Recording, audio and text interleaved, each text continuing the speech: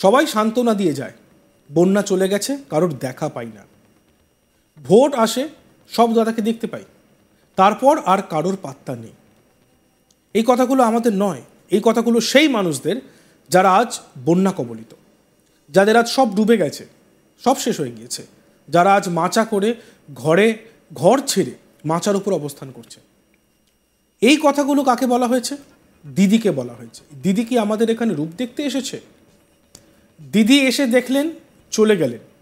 উনি কি এসি গাড়িতে মুখ দেখাতে এসেছিলেন? চিঁড়ে গুড় দিতে আসুক না, গাছে বেঁধে কি করব দেখো। মুখ্যমন্ত্রীর বিরুদ্ধে প্রকাশ্যে ক্ষোভ উগরে দিলেন এক মহিলা। তিনি বলছেন চিঁড়ে গুড় দিতে আসুক না, গাছে বেঁধে রাখবো।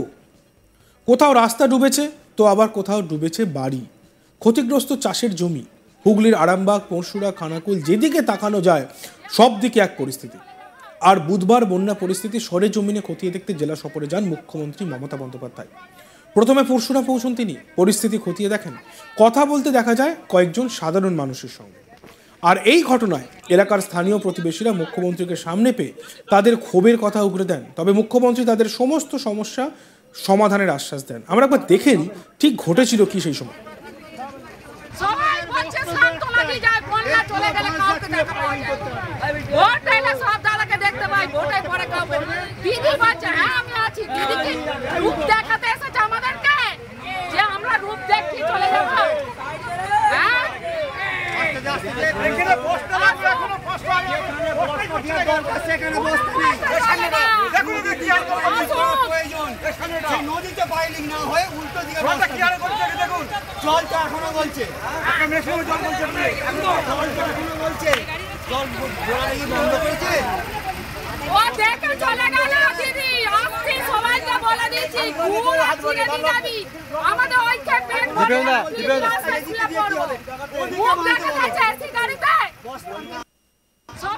ভিডিওটিতে দেখলাম গ্রামবাসীদের মধ্যে কেউ কেউ এর প্রতিবাদ জানিয়েছেন, তারা রাস্তা অবরোধ করে বিক্ষোভ দেখাচ্ছেন।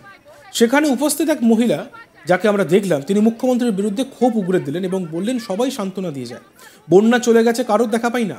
ভোট আসে, সব দাদাকে দেখতে পাই, তারপর আর কারোর পাত্তা নেই। দিদি কি আমাদের এখানে রূপ দেখাতে এসেছে? দিদি এসে দেখে চলে গেল, বলেছে সবাইকে বলে দিয়েছি গুড় আর চিঁড়ে দিয়ে যাবে। এসি গাড়িতে মুখ দেখাতে এসেছেন, চিঁড়ে গুড় দিতে আসুক না, গাছে বেঁধে কি করব দেখো।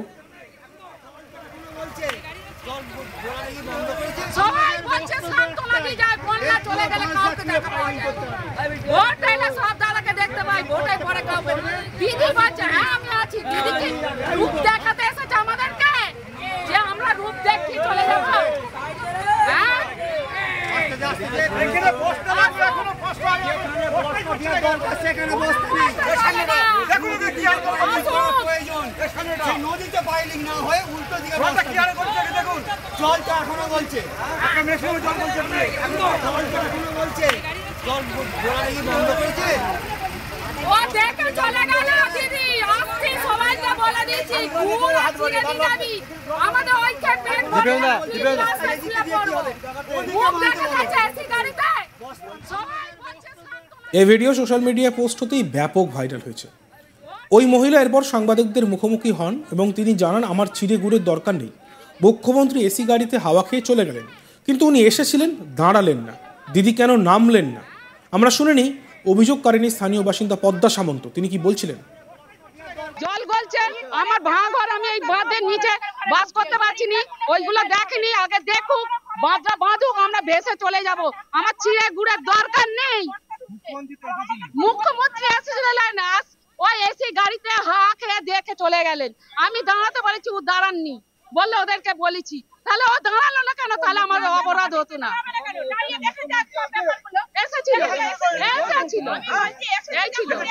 কেন সে দাঁড়ালো না? আমাদের একটাই অবরোধ হচ্ছে, দিদি কেন নামলো না? আমি তো বাচ্চা নিয়ে দাঁড়িয়ে ছিলাম দিদিকে নামানোর জন্য, কেন দিদি নামলো না? অন্যদিকে সাংবাদিকদের মুখোমুখি হয়ে মুখ্যমন্ত্রী বলেন ডিভিসি ও পাঞ্চেত ব্যারেজ থেকে জল ছেড়েছে, পুরোপুরি নিজেদের রাজ্যকে বাঁচিয়েছে আর বাংলার দিকে জল ছেড়ে দিয়েছে। আমরা শুনিনি মুখ্যমন্ত্রী মমতা বন্দ্যোপাধ্যায় কি বলেছিলেন। এবং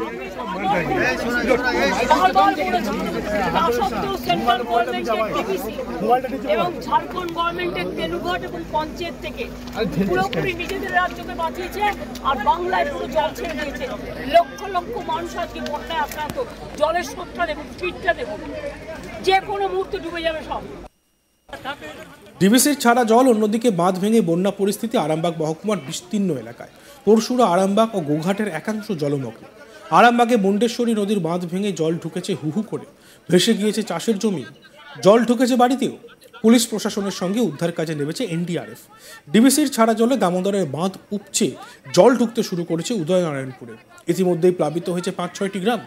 জলের তলায় উদয়নারায়ণপুরের ডিহিভুরসোট রাজ্য সড়ক। নিম্নচাপের বৃষ্টির জেরে ডিভিসি জল ছাড়ায় প্লাবিত হাওড়া, হুগলি এবং পূর্ব বর্ধমানের একাংশ। এ বিষয়ে আমাদের প্রতিনিধি ভোলানাথ সাহার একটি প্রতিবেদন। হুগলি বন্যা কবলিত এলাকা খানাকুলের একটি ভিডিও সোশ্যাল মিডিয়াতে ভাইরাল হয়েছে। ভিডিওতে দেখা যাচ্ছে একজন মহিলা কোলে বাচ্চা নিয়ে রাজ্যের মুখ্যমন্ত্রী মমতা ব্যানার্জির বিরুদ্ধে একরাশ ক্ষোভ উগড়ে দিচ্ছেন। তিনি বলছেন যে দিদি কি এসি গাড়িতে বসে রূপ দেখাতে এসছে, আমরা কি ওনার রূপ দেখে চলে যাব? ওনার রূপ দেখে কি আমাদের পেট ভরবে? সেই মহিলা বলছেন যে কি বন্যা হলে সবাই আসে, ভোট এলে সব দাদারা আসে, তারপরে কারোর দেখা পাওয়া যায় না।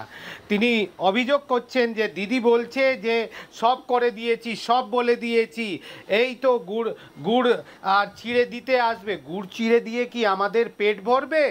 সেই মহিলা বলছেন কি আমরা রাস্তায় শুয়ে পড়বো।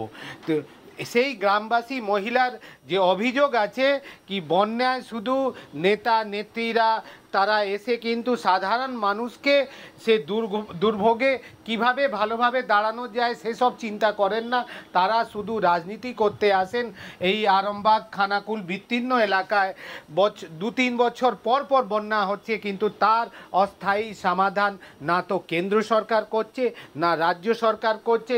সেই বন্যা যখন হয় তখন মুখ্যমন্ত্রী থেকে শুরু করে অন্য বিরোধী পক্ষের নেতারা তারা আসেন, সাধারণ মানুষকে সান্ত্বনা দিয়ে চলে যান, তারপরে পরিস্থিতি যেমনকে তেমন রয়ে যায়।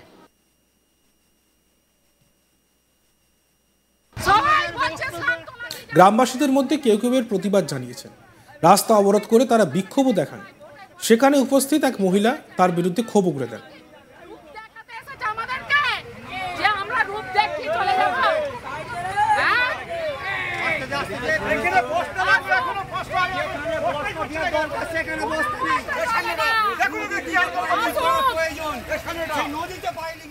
দেখতে থাকুন আজ তক বাংলা। সাবস্ক্রাইব করতে ভুলবেন না।